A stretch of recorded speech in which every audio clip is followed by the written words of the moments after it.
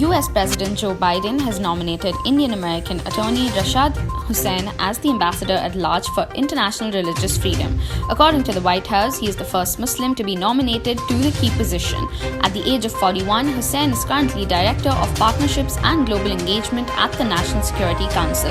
In a statement on Friday, the White House said, "Today's announcement underscores the president's commitment to build an administration that looks like America and reflects people of all faiths." Hussain is the first Muslim to be nominated to serve as the ambassador at large for international religious freedom. Assembly Speaker Vishweshwar Hegde Kageri criticized the government and bureaucracy for delays in establishing a paperless legislature in Karnataka.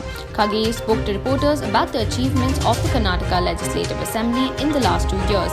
The e-Vidhan process began in 2014 when a team from Karnataka visited Himachal Pradesh to study the project.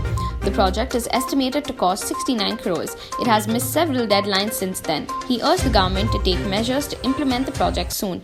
CM Basavaraj Bommai announced on Saturday that the centre has agreed to increase the supply of the COVID-19 vaccine from 63 to 64 lakh doses to 1 crore doses for the month of August.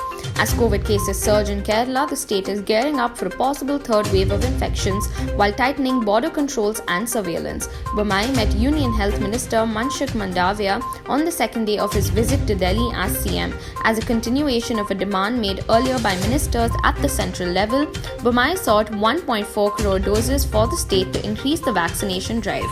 The Indian police in Kashmir said the mastermind behind a 2019 attack that killed 40 Indian paramilitary troops has been killed in a shootout with security forces. Vijay Kumar, the police chief of Kashmir, said Muhammad Ismail Alvi, the commander of militant organization Jaish-e-Mohammed, was killed south of the regional capital, Srinagar. The Indian Navy rescued 7 fishermen from a distressed fishing boat off the coast of Car Nicobar. An official release said INS Eravat was transiting through the strait at Car Nicobar on Friday night when it received a distress call from the fishing boat, which had developed a gearbox problem. It immediately proceeded towards the distressed vessel at its maximum speed to render assistance and successfully established contact with the fishing vessel. All crew members of the fishing vessel have been rescued and one injured person is under medical care on board. The Kolkata Municipal Corporation will soon start visiting old and ailing residents of the city to vaccinate them. Its chief Firhad Hakim said many Kolkata residents who are above 80 years and those over 60 years and have serious illnesses could not travel to COVID vaccination centers, he said. These people will be considered for vaccination during the special drive. Hakim said civic health workers would visit the residences of such person only if other family members are vaccinated. Any family member can go to the nearest vaccination center and get the names of such old and ailing people registered for the vaccination.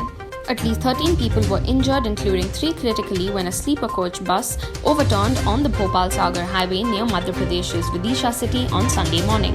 Civil Lines Police Station in charge Kamlesh Soni said the accident took place around 5:40 am near Hirnai village on the highway, located about 50 kilometers from the state capital Bhopal. The bus carrying 22 passengers was heading towards Sagar from Bhopal.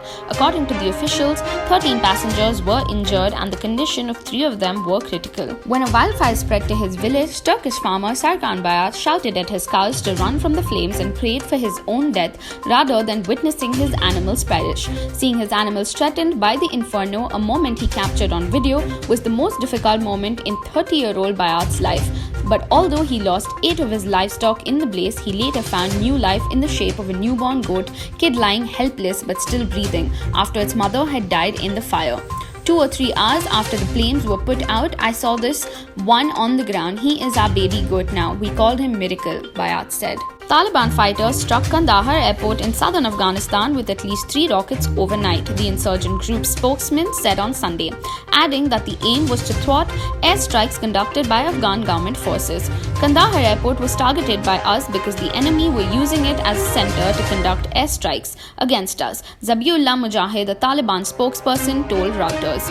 Afghan government officials said the rocket attack forced authorities to suspend all flights and that the runway was partially damaged. There were no immediate reports of casualties, they said. Officials said the Taliban see Kandahar as a major strategic point which they seem to be using as a control center for gaining complete dominance over 5 other provinces. Syrian President Bashar al-Assad has tasked Prime Minister Hussein Arnis with forming a new government following an election in May that extended Assad's two-decade-old presidency. Assad originally named Arnis as Prime Minister last August to replace Imad Khamis, who was fired as Syria grappled with a major economic crisis and a plunging currency, with much of the country shattered by a 10-year civil war. Assad took the oath last month for a fourth term in office after a presidential election last May that Western powers dismissed as a farce and the United Nations said defied a peace plan calling for voting under international supervision to help enable a political settlement for Syria's conflict.